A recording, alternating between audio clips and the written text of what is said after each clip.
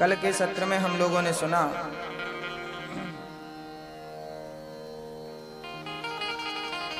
भगवान ने बाल लीलाएं की। बाल लीलाओं से हमें भगवान ने शिक्षाएं दी हैं, सिखाया है। हर चर्चा, हर कथा भगवान की कुछ ना कुछ हमें सिखाती है, हमारा मार्ग प्रशस्त करती है। कल हमने सुना भगवान ने बहुत छोटी सी उम्र में गोवर्धन को उठा लिया। 7 वर्ष के कन्हैया ने 7 कोस के गोवर्धन को उठा लिया। 7 दिन तक और 7 रात तक धारण कर रखा। अब आप ही बतलाइए कि गोवर्धन उठा करके भगवान कहना क्या चाहते हैं, उसके पीछे कारण क्या है। मानो भगवान कहना चाहते हैं कि अपने भक्तों के लिए हमें पहाड़ भी उठाना पड़े तो हम पहाड़ भी उठा लेंगे अपने भक्तों के लिए। इतना प्यार करते हैं भगवान अपने भक्तों से। और सच्चाई कहें तो हम सबके जीवन का पहाड़, हम सबके जीवन का भार किसने उठा रखा है? हाँ? भगवान ने गोवर्धन उठा करके सारे ब्रजवासियों की रक्षा करी।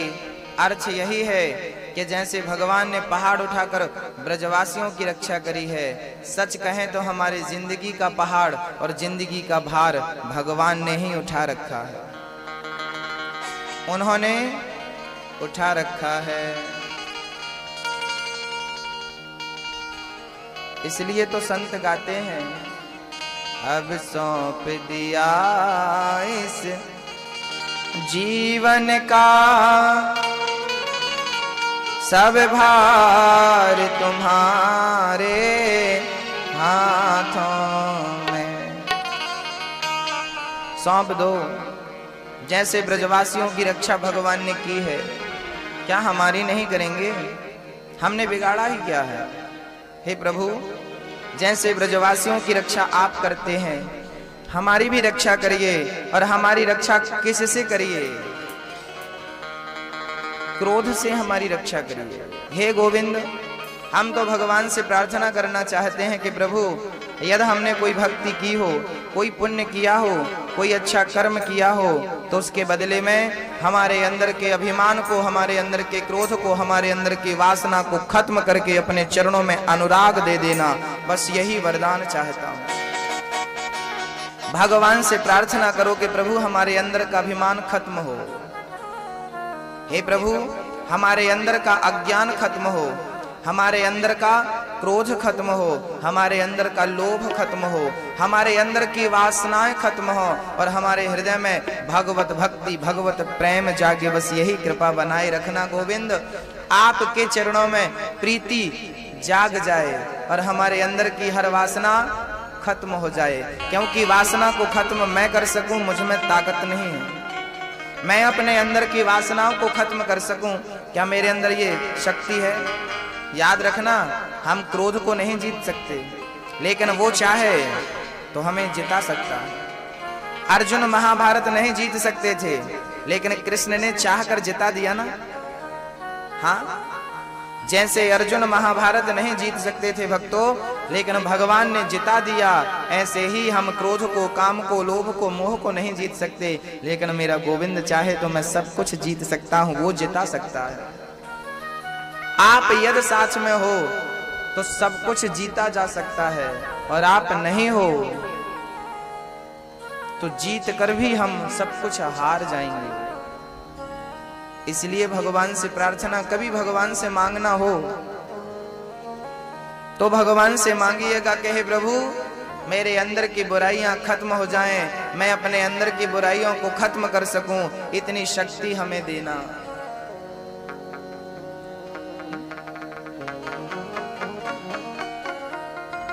इतनी शक्ति हमें देना दाता, मन का विश्वास कमजोर होना। हम चलते चलें अपनी मंजिल की ओर, अपने गंतव्य की ओर, रुके ना। बस निरंतर चलते रहें, चलते रहें, चलते। आपको पाने का हर प्रयास करें। जैसे बीमार व्यक्ति, रोगी व्यक्ति अपने रोग को ठीक करने का लाख प्रयास करता है, लाख कोशिश करता है, ऐसे मैं भी आपको पाने की लाख कोशिश करूं। ऐसी शक्ति देना प्रभु, क्योंकि कोशिश ही आप तक पहुंचा सकती है। मेरा प्रयास, और वो भी आपकी बिनु हरि कृपा, भगवत कृपा से ही भगवत प्राप्ति होती है। उपेय भी वही है, उपाय भी वही है, बीमारी भी वही है, इलाज भी वही है। भगवान हमारी हर बीमारी का इलाज है, कृष्ण हमारी हर बीमारी का इलाज है। मीरा से पूछा गया, मीरा क्या करना, क्या पाना चाहती है, किसे पाना चाहती है? मीरा ने कहा, हे गोविंद, अब तो हम आपको पाना चाहते हैं। लोग पूछते, मीरा तुझे क्या पसंद है? मीरा कहती, मुझे कृष्ण के सिवा, मुझे कृष्ण के सिवा कुछ भी पसंद नहीं है, मुझे तो कृष्ण चाहिए बस। लगन तुम संग लगा बैठे, जो होगा देखा जाएगा। तुम्हें अपना बना बैठे, जो होगा देखा जाएगा। अब कहीं जाने की फुर्सत कहां थी मीरा को? कहां जाती मीरा? मीरा का दिल जो था ना, वो भगवान में लग चुका था। गोपियों का मन भगवान में लग चुका था। अब मन किसी को स्वीकार ही नहीं करता। अच्छा, आपके मन को क्या क्या अच्छा लगता है? आपके मन को क्या क्या अच्छा लगता है ना? ये मिल जाता, वो मिल जाता, ये मिल जाता, ये मिल जाता, कितना कुछ मन को भाता है। लेकिन मीरा का मन तो कृष्ण के सिवा किसी को स्वीकार ही नहीं करता था। कहा ना मीरा ने,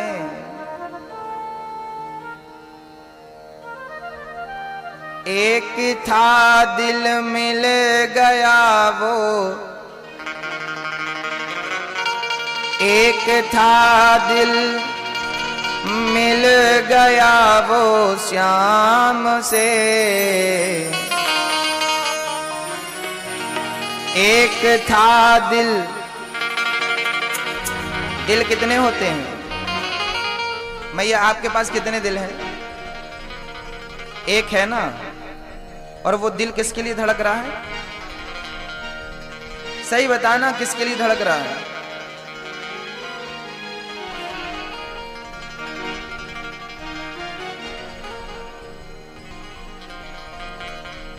किसके लिए धड़क रहा है? दादाजी, आपका दिल किसके लिए धड़क रहा है? एक था दिल मिल गया है श्याम से, अब कहीं दिल को लगाने की हमें फुर्सत नहीं। एक ही दिल था ना, और वो भी भगवान के चरणों में लग गया। अब कहां लगाएं, किसको याद करें इस दिल से? ये जो आंखें हैं हमारी, ये जो आंखें हैं हमारी, मिल गई हैं श्याम से, अब कहीं आंखें मिलाने की हमें फुर्सत नहीं। आंखें एक बार लग गई श्याम सुंदर के चरणों में, अब किसे देखें?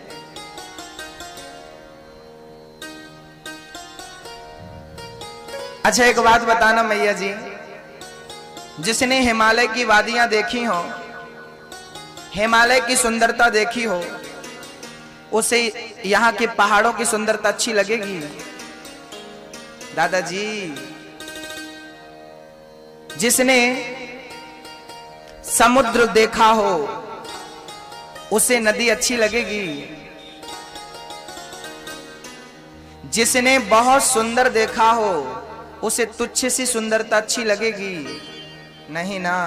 मीरा कहती है कृष्ण की सुंदरता देखने के बाद, कृष्ण को देखने के बाद अब देखना बचा ही किसे, कौन है उसके समान जो देख ले हम। एक ये जो आंखें हैं हमारी,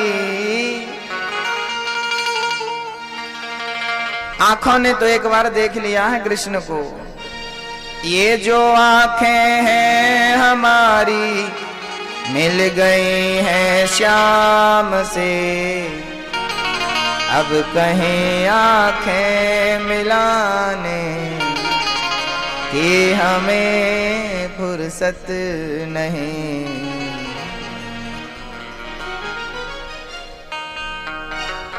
आंखों को इंतजार है सरकार आपका,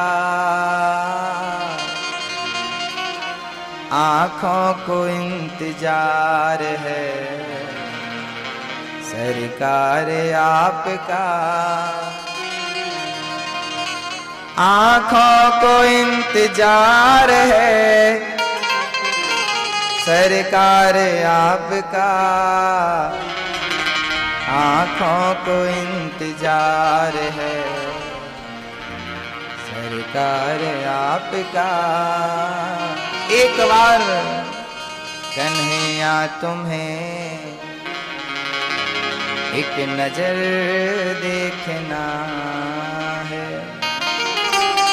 जिधर तुम छिपे हो उधर देखना है। कन्हैया तुम्हें एक नजर देखना है। हे प्रभु एक बार देखने की इच्छा है, कामना है बस।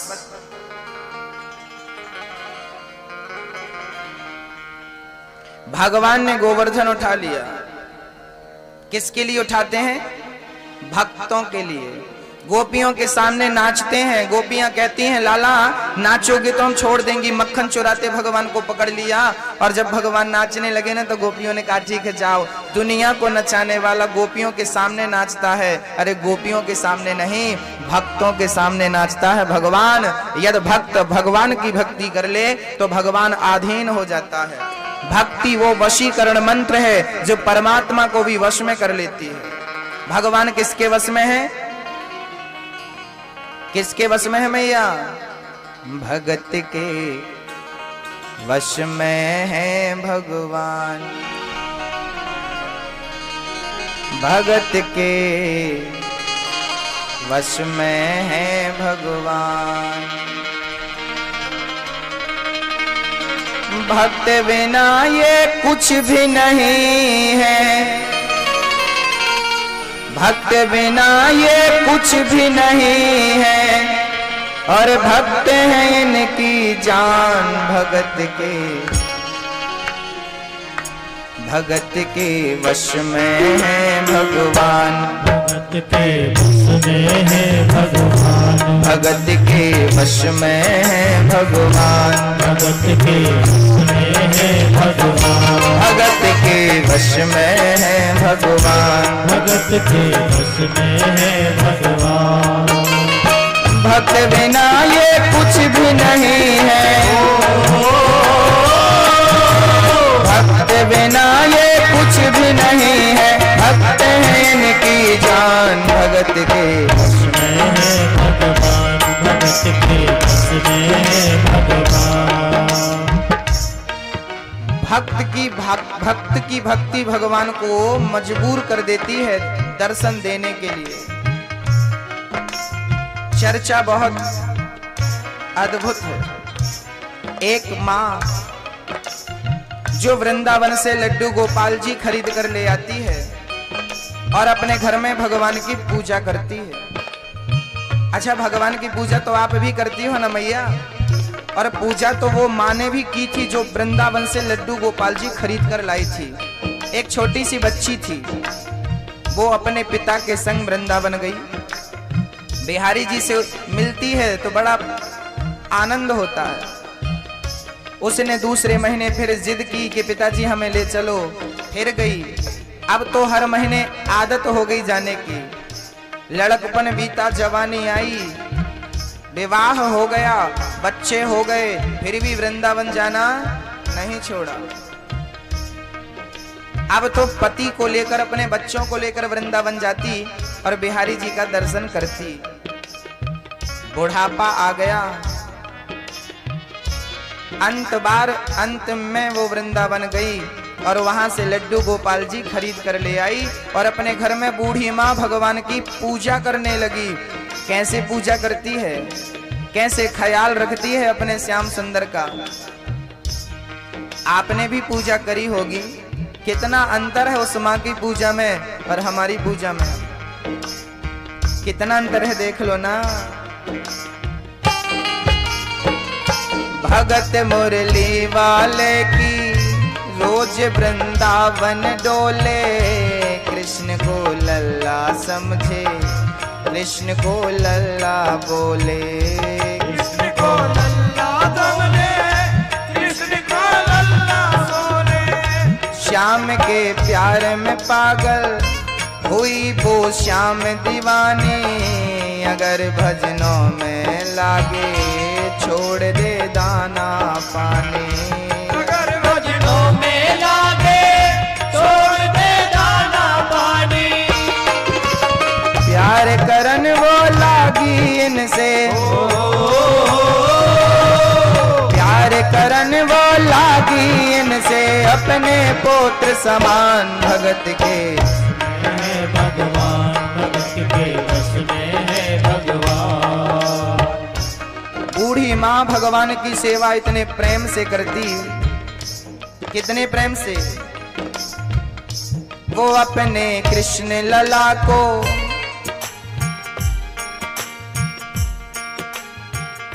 गले से लगा कर डोले,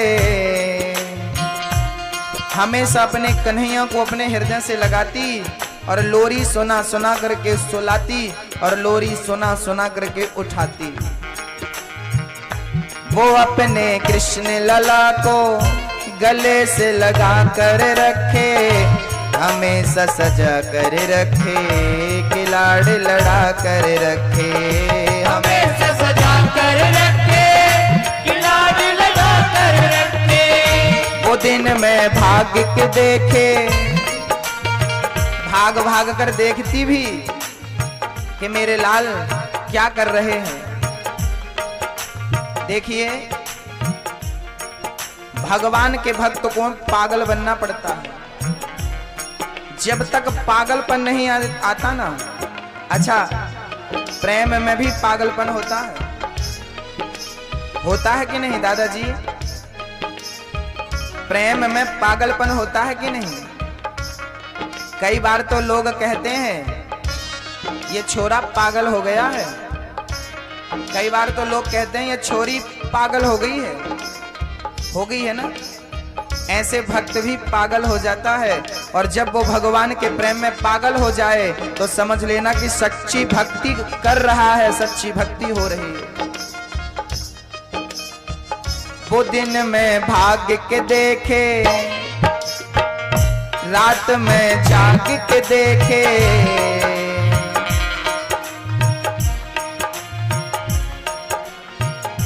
कभी अपने कमरे से श्याम को झांक के देखे, कभी अपने कमरे से श्याम को झांक के देखे। अपने जान से ज्यादा रखती, अपनी जान से ज्यादा रखती, अपने लला का ध्यान भगत के भगवान, भगत के बस में भगवान। भगवान किसके वश में है? भक्ति के अधीन है भगवान। वो बूढ़ी माँ भगवान का श्रृंगार करती, भगवान की पूजा करती, भगवान का ख्याल रखती। आप भगवान की पूजा कैसे करती हो मैया? पिछले बार चंदन लगाया था, अभी तक चंदन लगा। हमारी माताएं भैया जी आप लोग पूजा कैसी करते हो भगवान की? पिछले 10 दिन पुराना चंदन अभी तक लगा है। भगवान के पूरे शरीर में चंदन ही चंदन लगा है। अरे लगाया है तो उसे छिटाएगा कौन? साफ कौन करेगा? साफ करिए भगवान को। जैसे आप अपने बच्चे को नहलाते हैं ऐसे भगवान को नहलाइए। उसी भाव से नहलाइए कि हम बच्चे को नहला रहे हैं, अपने भगवान को नहला रहे हैं।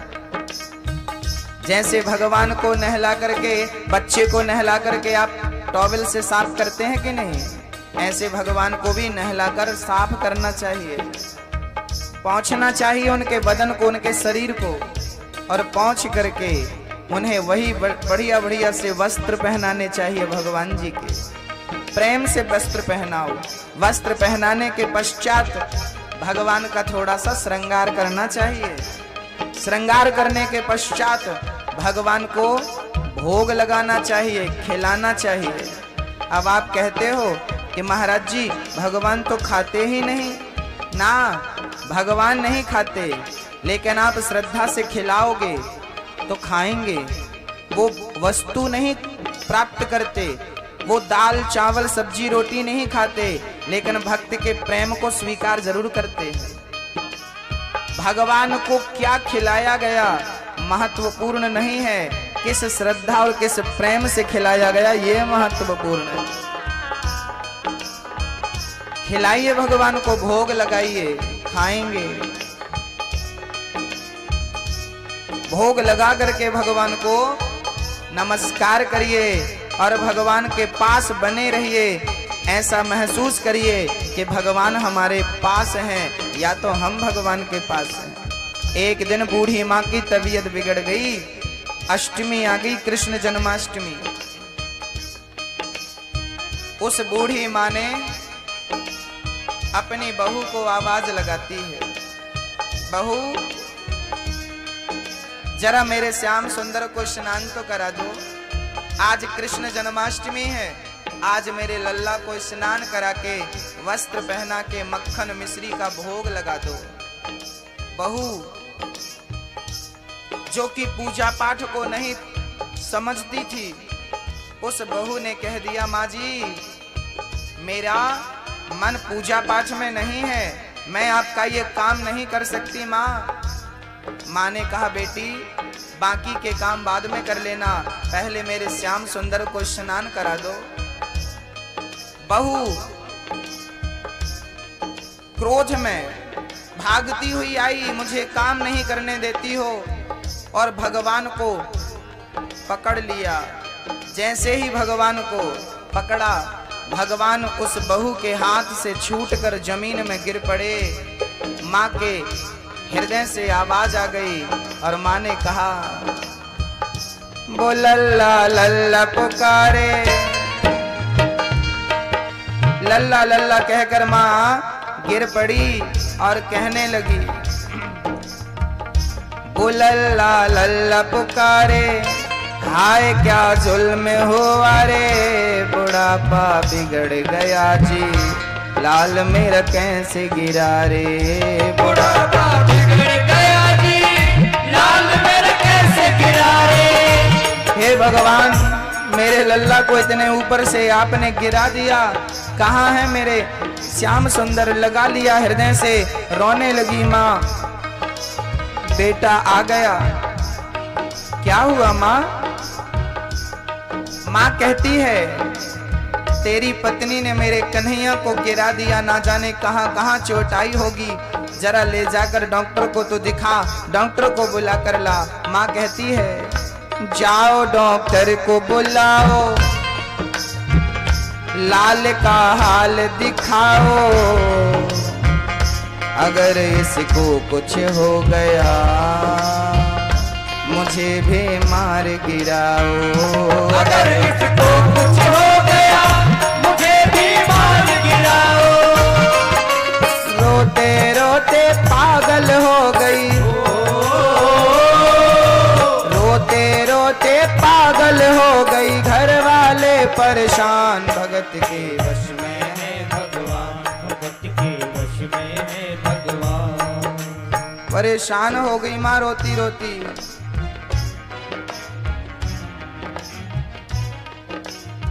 परेशान हो गई माँ। बेटे ने एक डॉक्टर को पकड़ लिया। डॉक्टर साहब दुगनी तिगुनी फीस ले लेना, मेरी माँ को झूठी तसल्ली दिला दो। आ गए डॉक्टर लालच में,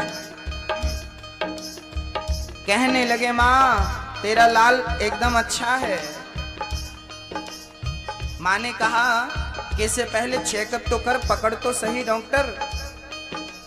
डॉक्टर ने जल्दी से श्याम सुंदर की कन्हैया की नवज पकड़ी और क्या कहा डॉक्टर साहब ने, माँ नवज को टटोल के बोला ये तेरा लाल सही है, माई चिंता मत करियो कोई तकलीफ नहीं है। माई चिंता मत करियो कोई तकलीफ नहीं है। माँ ने कहा डॉक्टर आपके हाथ काम नहीं कर रहे हैं, जल्दी से मशीन निकालिए। वो कान में लगा करके जो हृदय में लगाते हैं जल्दी से निकालिए और मेरे लाल का इलाज करिए, चेकअप करिए। डॉक्टर ने जल्दी से मशीन निकाली और ज्यों कन्हैया के हृदय में लगाया, डॉक्टर के आश्चर्य का ठिकाना नहीं रहा, क्योंकि कन्हैया के हृदय में वही धड़कन चल रही थी जो हमारे और आपके दिल में चलती हैं।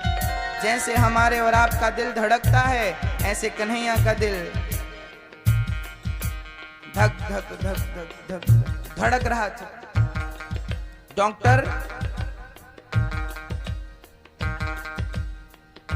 ज्यों ही सीने से लगाया, पसीना जम कर आया, उसने कई बार लगाया और डॉक्टर चकराया।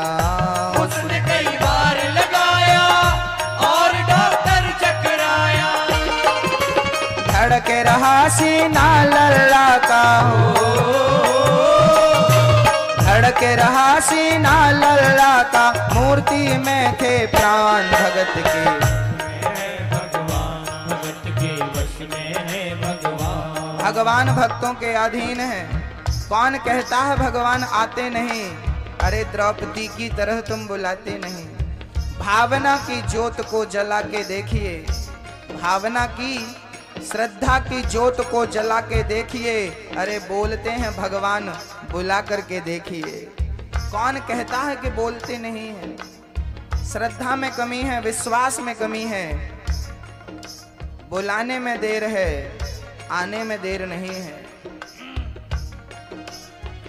डॉक्टर इलाज करने आए थे कन्हैया का, कन्हैया ने ही इलाज कर दिया डॉक्टर का। जाने लगे डॉक्टर साहब। माँ बोली कहाँ जा रहे हो डॉक्टर? लाल कैसा है ये तो बतला दो। डॉक्टर कहते हैं माँ देख तेरे लाल की माया, बड़ा घबरा रहा हूँ। जहाँ से तुम मूर्ति लाए वहीं मैं जा रहा हूँ। जहाँ से तुम मूर्ति लाई वहीं मैं जा रहा हूँ। लाल तेरा जुग जुग जीवे, बड़ा एहसान किया है।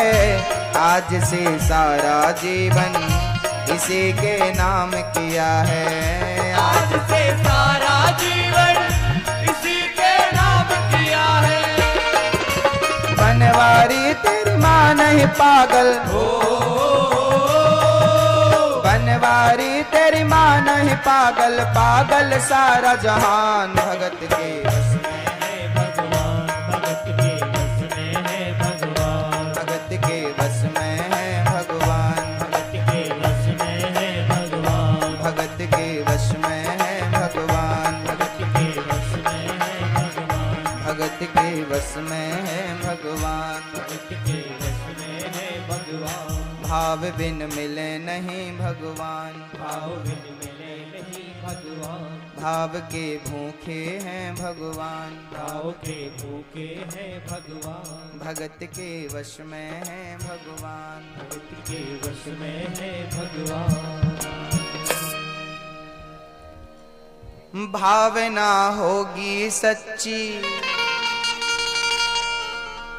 यदि भावना सच्ची है, विश्वास पक्का है, तो भगवान कहाँ नहीं है? हर जगह ना भगवान। भक्तों, भगवान ने गोवर्धन उठा लिया।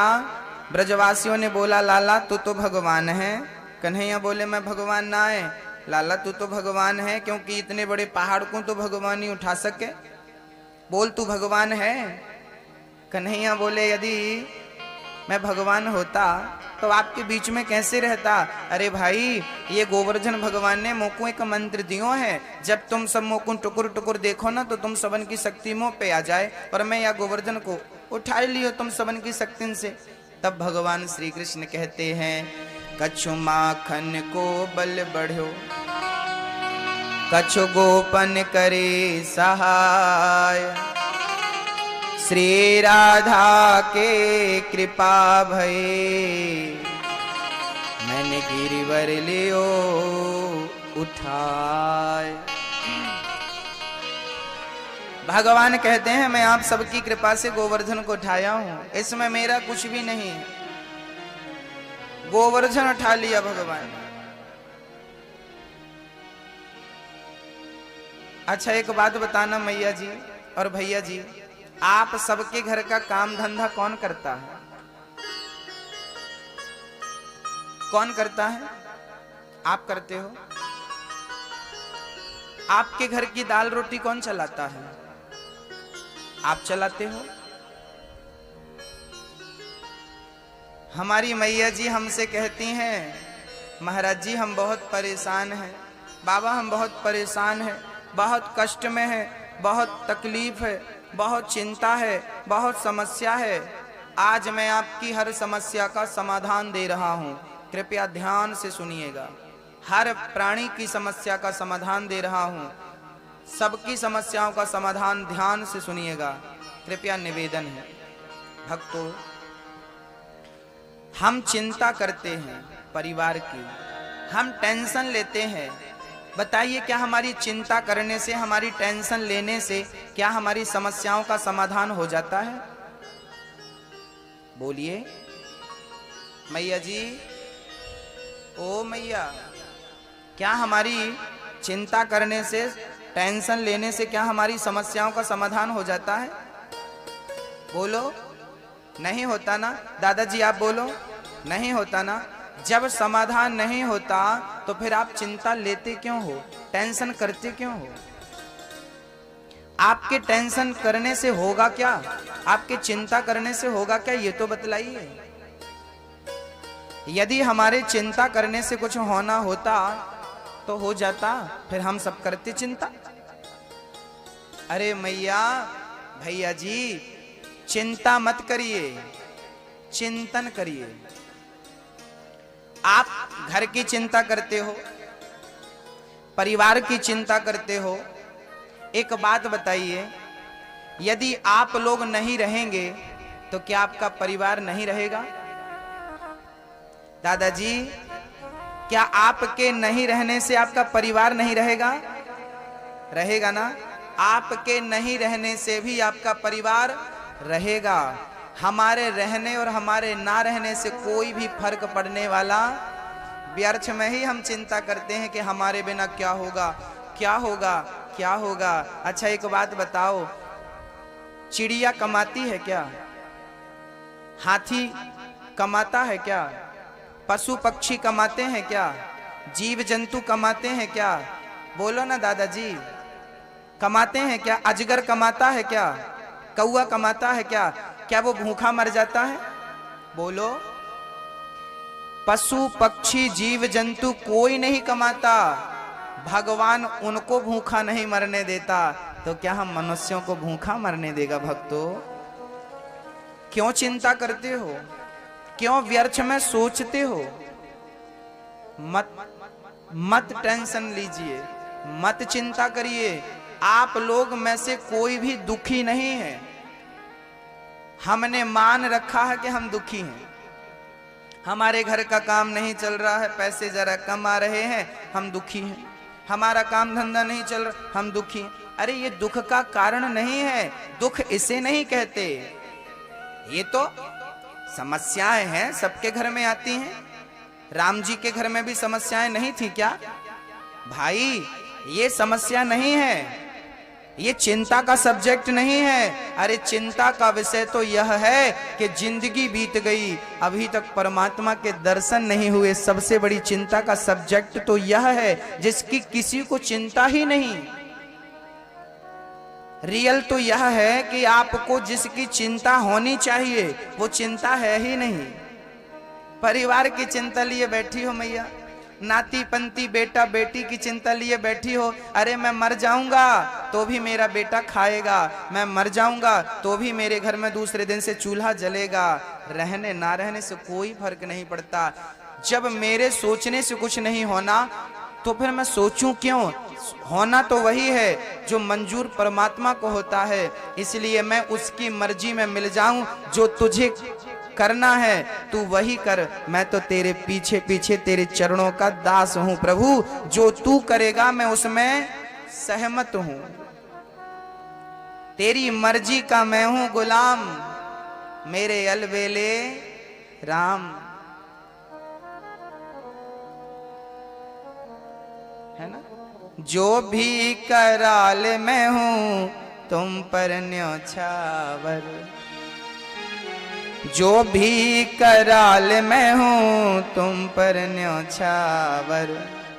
दे दो सजाया इनाम, दे दो सजाया इनाम, मेरे अलबेले राम। जो भी देना चाहो प्रभु मुझे सब कुछ बोलो मंजूर है। अरे सुख भी तेरा और दुख भी, मीठा गन्ना भी उसी के खेत में होता है, कड़वी नीम भी उसी के खेत में होती है। भगवान तू महलों में रखेगा तो महलों में रख लेंगे, झोपड़ी में रखेगा तो झोपड़ी में रहेंगे, लेकिन अपने चरणों से दूर मत करना, क्योंकि चरणों से दूर हो जाना ही सबसे बड़ा दुख है और चरणों के करीब बने रहना ही सबसे बड़ी संपत्ति है, सबसे बड़ा सुख है। भगवान से प्रार्थना करिए। एक बात बताओ मैया, मुझे बहुत भूख लगी है, तो बताइए इस भूख का इलाज क्या है? बोलो। एक सज्जन कह रहे थे हमें बड़ी भूख लगी है, भूख लगी है, भूख लगी है। अब बताइए उस भूख का क्या इलाज है? बताओ मेरी माँ। एक ही इलाज है ना दादाजी, एक ही इलाज है। क्या इलाज है? एक ही इलाज है, रोटी। भाई भूख लगी है तो भोजन कर लो, अपने आप भूख शांत हो जाएगी। ऐसे ही जैसे भूख का एक ही इलाज है भोजन, ऐसे दुख का एक ही इलाज है भगवान का भजन करते ही, स्मरण करते ही सारे दुखों से मुक्ति मिल जाती है। इसलिए परमात्मा के भजन में ध्यान दो, दुख तो अपने आप चले जाएंगे। मेरे घर में अंधकार था, अब मैं चिंता करने लगा भगवान अंधकार बहुत है और ये तो 10-20 साल से है, अब पता नहीं जाता है कि नहीं। अरे भाई अंधकार है तो चिंता क्यों करते हो? दीपक जला लो ना, दीपक के जलते ही अंधकार भाग जाएगा, कितना भी पुराना हो। ऐसे राम नाम का प्रकाश होते ही दुख का अंधकार भाग जाता है, वो कितना भी पुराना दुख क्यों ना हो। इसलिए भगवान के नाम पर, भगवान के भजन पर ज्यादा भरोसा करिए। भजन करना प्रारंभ तो करिए, आपका दुख ना भाग जाए तो कह देना। और सच्ची बात यह है कि सबके जीवन गाड़ी कौन चला रहा है? बोलो। सबकी जिंदगी की, सबकी जीवन गाड़ी कौन चला रहा है? आप मानते हो इस बात को कि नहीं? भगवान चला रहा है सबकी गाड़ी। आप मानते हो कि नहीं? आपको कभी एहसास हुआ कि नहीं कि हमारी गाड़ी सचमुच भगवान ही चला रहा है?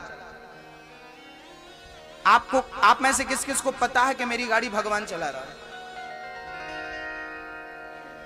मैया जी, दादाजी, सबकी गाड़ी भगवान चला रहा है? भैया आपकी नहीं चला रहा? तो हाथ ऊपर करो। ठीक है, यदि सबकी गाड़ी भगवान चला रहा है, सबका पालनहार भगवान है, सबको देने वाला भगवान है, तो बताइए फिर हमें अभिमान किस बात का है?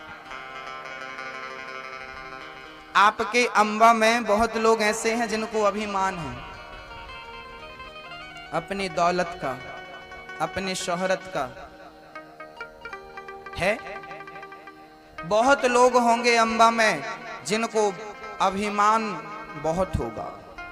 जरा उनसे पूछिएगा कि तुम्हें अभिमान किस चीज का है? संपत्ति पर अभिमान करते हो तो ये तो बता दो कि संपत्ति देने वाला कौन है। शरीर पर अभिमान करते हो तो ये तो बता दो कि ये शरीर देने वाला कौन है। पद पर अभिमान करते हो तो ये तो बता दो कि वो पद देने वाला कौन है। भक्तों, जिस दिन अंदर जाकर के खोजना चाहोगे इन प्रश्नों का उत्तर, उस दिन पता चलेगा कि मेरे शरीर में ये जो रोम है ना, ये रोम ये भी मेरा नहीं है। ये शरीर जब मैं मरता हूं तो ये यहीं रह जाता है ना। ये शरीर जो मेरे साथ है यह भी मेरा नहीं है। जब ये मेरा नहीं हो सका, जो 24 घंटे साथ में रहता है, तो दुनिया की कौन सी चीज मेरी है? भक्तों, किस अभिमान से कहते हो कि ये मेरा है? हमारी हालत कैसी है? आज मैं आपकी हालत आपके सामने रख रहा हूं। दादाजी और भैया जी और मैया जी, ध्यान से सुनिएगा और सबको सुनाइएगा। हमारी और आपकी हालत कैसी है? या तो ये कह सकते हैं कि हमारी और आपकी हैसियत कितनी है, या तो यह कह सकते हैं कि हमारी और आपकी औकात कितनी है। आइए आज मैं आपकी हैसियत से परिचय कराता हूं। हमारी और आपकी क्या हैसियत है इस दुनिया में, आइए जरा देखते हैं। भैया, ओ भैया जी, प्यार से व्यवहार किया करो, शांति से। एक बैलगाड़ी थी। आज मैं आपकी हैसियत से परिचय करा रहा हूं। ध्यान से सुनना दादाजी। अंबा में एक सज्जन रहते हैं। वो कहते हैं, महाराज जी, हमने तो 4-4 बेटियों का विवाह किया, 2-2 बहनों का विवाह किया, हमने तो ये किया, हमने तो वो किया। हमने उनसे कहा कि आप यदि मर जाते तो क्या आपकी बहनें और आपकी बेटियां कुंवारी रहती अभी तक? बोलो, कुंवारी बैठी रहती? आप कह रहे हो हमने बेटियों का विवाह किया, हमने अपनी बहनों का विवाह किया। साहब जी, आपने नहीं किया होता तो नहीं होता क्या? बोलो, होता? आप कह रहे हो हमने इसका पेट भरा, हमने इनका पेट भरा, हम ना होते तो ये मर जाते। क्यों ऐसी बातें करते हो कि हम ना होते तो ये मर जाते? किसी के ना रहने से आज तक कोई मरा है? तो क्यों ऐसा अभिमान? एक बैलगाड़ी थी, छकड़ा। किसान का खुद की एक बैलगाड़ी थी। आपके गांव में बैलगाड़ी है कि नहीं? पहले बैलगाड़ियां होती थी। एक किसान की बैलगाड़ी थी। उसका पास में ही खेत था। वो रोज बैलगाड़ी से जाता और बैलगाड़ी से आता। उसका पालतू एक कुत्ता भी था। जब वो बैलगाड़ी से जाता ना तो कुत्ता बैलगाड़ी के नीचे नीचे जाता, और जब वो किसान आता तो कुत्ता भी बैलगाड़ी के नीचे नीचे आता। ये दृश्य कभी आपने देखा होगा कि मालिक बैलगाड़ी पर बैठा है और कुत्ता नीचे नीचे चल रहा है। एक कुत्ता नीचे नीचे चल रहा था, दोनों बैलों के बीच में, सेंटर में नीचे चल रहा था। एक दिन उस कुत्ते को अभिमान आ गया कि ये गाड़ी मैं चला रहा हूं। पूरी गाड़ी मैं चला रहा हूं। एक दिन बाजू से गधा निकला तो कुत्ते को रहा ना गया और कुत्ते ने गधे से पूछ लिया, कहो गधे कैसे हो? गधा बोला, मजे में, खुश। आजकल क्या चल रहा है तुम्हारा? गधा बोला, कुछ नहीं, मालिक की सेवा में लगा रहता हूं। गधा बोला कुत्ते से, भाई आपका क्या चल रहा है? कुत्ता बोला, हमारी तो मत पूछो, आजकल तो हमारे मालिक ने ये पूरी बैलगाड़ी हमें सौंप दी है। ये पूरी बैलगाड़ी हम चलाने लगे। आजकल पूरी बैलगाड़ी का बोझ हमारे कंधों में आ गया है और आजकल तो बहुत बिजी हो गए, हम फुर्सत नहीं मिलती। पूरी बैलगाड़ी हम चला रहे हैं। गधा बोला, यार बड़ी बातें मत करो, ये बैलगाड़ी आप नहीं चला रहे हो, ये बैलगाड़ी तो बैल चला रहे हैं। कुत्ता बोला, फिर कर दी ना गधों वाली बात। अरे ये गाड़ी बैल नहीं, मैं चला रहा हूं। तो गधा बोला कि ये बैल क्यों है? कुत्ता बोला ये मेरे बॉडीगार्ड है,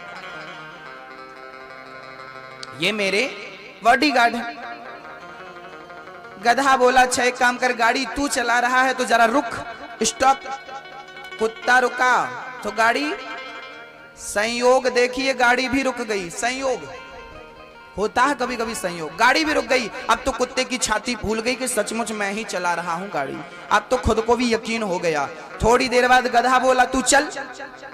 कुत्ता चला तो अकस्मात गाड़ी भी चल पड़ी। अब तो कुत्ता बोल पड़ा गाड़ी मैं ही चला रहा हूं। अब आप बताइए गाड़ी कौन चला रहा था? गाड़ी बैल, गाड़ी का बोझ बैलों के कंधे पर था कि कुत्ते के कंधे पर था? बोलिए, गाड़ी कौन चला रहा था? बैल चला रहे थे ना, चला रहे थे ना? हाँ, गाड़ी तो बैल चला रहे थे, वो कुत्ता बस अभिमान कर रहा था ये गाड़ी मैं चला रहा हूं, ये गाड़ी मैं चला रहा हूं। बुरा ना मानो तो एक बात कहूं, वो कुत्ता और कोई नहीं, बुरा मत मान जाना। सच्ची बात यही है कि वो कुत्ता और कोई नहीं है। उस कुत्ते की तरह ये मनुष्य कहता है कि जिंदगी की गाड़ी मैं चला रहा हूं, मैं चला रहा हूं, ये काम मैं कर रहा हूं, ये काम मैं कर रहा हूं। अरे सबकी गाड़ी चलाने वाला ईश्वर है, सबकी गाड़ी चलाने वाला परमात्मा है। हम उस कुत्ते की तरह मात्र भौंकने वाले प्राणी हैं जो कहता हूं कि मैंने ये किया, मैंने ये किया, मैंने ये किया। मेरी हैसियत क्या है कुछ करने की? सब ही नचावत राम गोसाई।